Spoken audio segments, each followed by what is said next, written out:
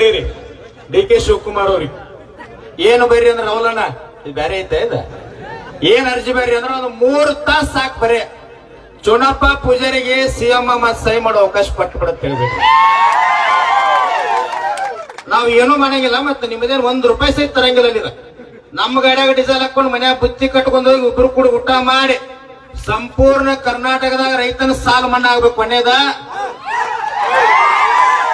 ಎರಡನೇದ ಇದಕ್ಕೆ ಹೋಗಿ ಬಿಡಂಗಿಲ್ಲ, ನೀವು ಇದು ಕಟ್ಟ ಬಿಡಲ್ಲ ನಮ್ಗೆ ಗೊತ್ತ. ಸಂಪೂರ್ಣ ಕರ್ನಾಟಕದಾಗ ಸಾಹೇಬ್ರ ಬಾರ ಸಾರ ಎಲ್ಲ ಬಂದ್ ಆಗ್ಬೇಕು. ಅರ್ಧ ಮಂದಿ ಒಟ್ಟ ಯಾವ ಬಡಿಲಿಲ್ಲ ಸಾಹೇಬ್ರ.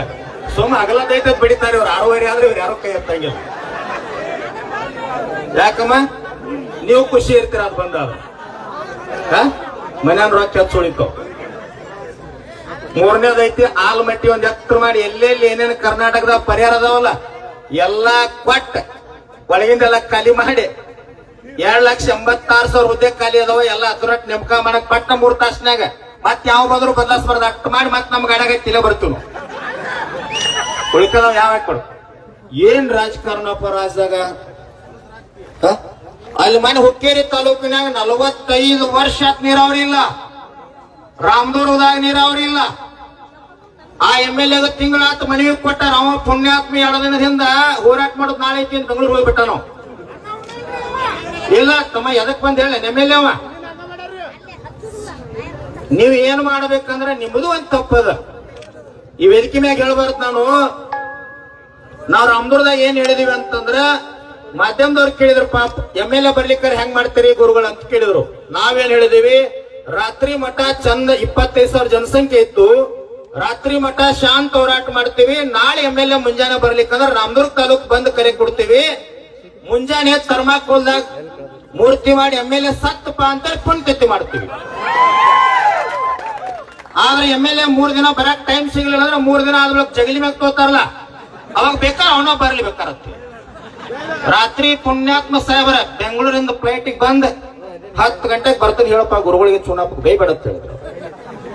ನಾವ್ಯಾಕೆ ಬೈನು ಪುಣ್ಯಾತ್ಮ ಯಾವ MLA MP ಅಧಿಕಾರಿಗಳು ನಾವ್ಯಾಕೆ ಬೈನು. ಏನಿಲ್ಲಿ ಬಾಗಲಕೋಟೆ ಬಿಜಾಪುರ ಬಾಗಲಕೋಟೆ ಮುದ್ದೇಬೇಳ ನೀರಾವರಿ ಆದ್ರೆ ನಮ್ಮ ಮನೆಗೆ ನೀರು ಬರಂಗಿಲ್ಲ. ರಾಮದುರ್ಗ ಹುಕ್ಕೇರಿ ಬೆಳಗಾಂ ನೀರಾದ್ರೆ ನಮ್ಮ ಮನೆಗೆ ಬರಂಗಿಲ್ಲ. ಓಟ್ ಹಾಕ್ಸ್ಕೊಂಡು ಹೋಗಿ ಒಳಗ್ ಕುಂತಿರ್ಲ. ಇಷ್ಟೆಲ್ಲ ರೈತರು ಕೊಡ್ಯಾರ ಇಲ್ಲಿ ಓಟ್ ಹಾಕಿರಿಲ್ಲ ನೀವೆಲ್ಲ. MLA ಅದಾನಿಲ್ಲ ಜೀವಂತ ಮತ್ ಇಲ್ಲಿ ಯಾಕೆ ಬರ್ತಿಲ್ಲವ. ಕೋವಿಡ್ ಅದಾಗಿತ್ತು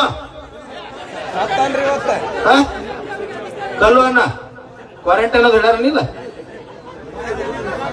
ಮತ್ ಇದನ್ನು ಹೇಳ್ತಾನ ನಿಮಗೆ ಗೌಡ್ರ ಸೊಮ್ಮ ಪಾಪ ಏನೋ ಪುಣ್ಯಾತ್ಮ ಅಂಬೇಡ್ಕರ್ ಹುಟ್ಟಿ ಸಂವಿಧಾನ ಬರದಾನಂತ ಮಾತಾಡಕತ್ತಿ. ಮತ್ತಿಲ್ಲಿ ಏನಿರ ಪುಣ್ಯಾತ್ಮ ಸಂವಿಧಾನ ನಮಗ್ ಕೊಟ್ಟಿರ್ಲಿಲ್ಲ ಅಂದ್ರ ಅಯ್ಯೋ ಒಂದ್ ಸೆಕ್ಷನ್ ಹಾಕಿ ನಿಮ್ಮನ್ನೊಂದು ಕೊಲ್ಯಾಗ ನನ್ನೊಂದು ಕೊಲ್ಯಾಗ ಚುನಾಪ್ನೊಂದು ಕೊಲ್ಯಾಗ ಪೊಲೀಸ್ ಆದ್ರ ಹೋರಾಟಗಾರನವರು.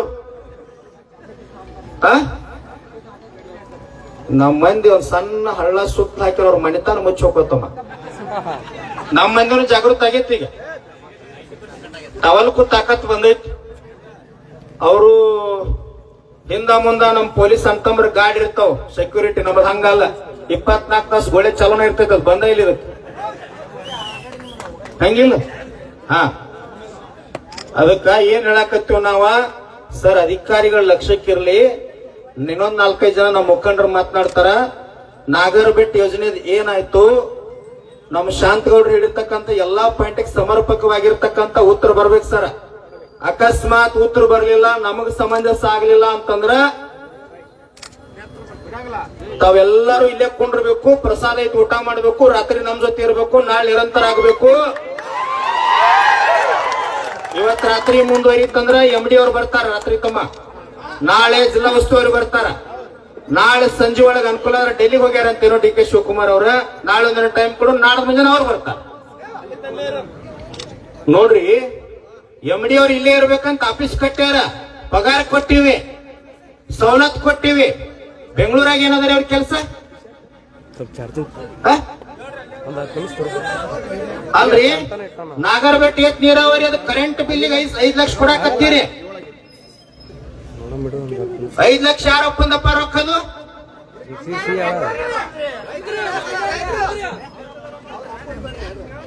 ತಮ್ಮ ಇಷ್ಟು ಮಾತಾಡ್ತಿಕ್ಕರಿ ಎಲೆಕ್ಷನ್ ಬಂದಾಗ ನಮ್ಮ ಜಾತಿಯವ ನಮ್ಮವ ನಮ್ಮ ಬಾಜುದವ ಓಟ್ ಹಾಕಿ ಅವಾಗ ಫಸ್ಟ್ ಕ್ಲಾಸ್ ಕೈಯಾಗಿ ಹಿಡಿದಿದ್ದಂದ್ರೆ ಈಗ ಯಾಕೆ ಬರ್ತಿದ್ರು ನಾವು ಮತ್ತ ನೀ ಇಲ್ಲಿ ಬೀದಿ ಹಾಕೊಂಡಿರ್ತಿದ್ದಲ್ಲ ನಿಂದು ತಪ್ಪೈತಿ.